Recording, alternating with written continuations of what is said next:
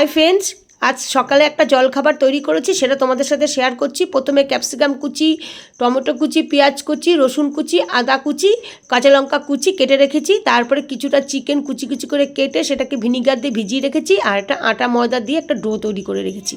বেশিরভাগই ময়দা ছিল। কড়াইতে কিছুটা সাদা তেল দিয়ে সেখানে রসুন কুচিটা, আদা কুচিটা দিলাম, যে লাল লাল হয়ে গেল। তারপরে সব সবজিগুলো একসঙ্গে দিয়ে নাড়াচাড়া করলাম, করে চিকেনটাও দিয়ে দিলাম। সেখানে দিলাম গোলমরিচের গুঁড়ো, একটু লঙ্কার গুঁড়ো, আর একটু সয়া সস, আর একটু টমেটো সস দিয়ে একটু নুন মিষ্টি দিয়ে ভালো করে তৈরি করে রাখলাম। তারপরে একটা দুটো ডিম একটা বাটির মধ্যে গুলিয়েছি, তার মধ্যে একটু গোলমরিচের গুঁড়ো, নুন দিয়ে এগ রোলের মতন করে রুটিটাকে ভেজেছি ডিম দিয়ে আর ময়দা দিয়ে এগ রোলের মতন তৈরি করে ভেতরে এই পুরটা দিয়ে সস দিয়ে খেয়েছি। এই জলখাবারটা একেবারে কমন, তবু আমরা তোমাদের সাথে শেয়ার করলাম। যদি কোথাও এই ভিডিওটা ভালো লাগে, প্লিজ একটা লাইক, কমেন্ট, শেয়ার করো। আর সকালবেলা উঠে একটা এরকম জলখাবার খেয়ে নাও। বাই।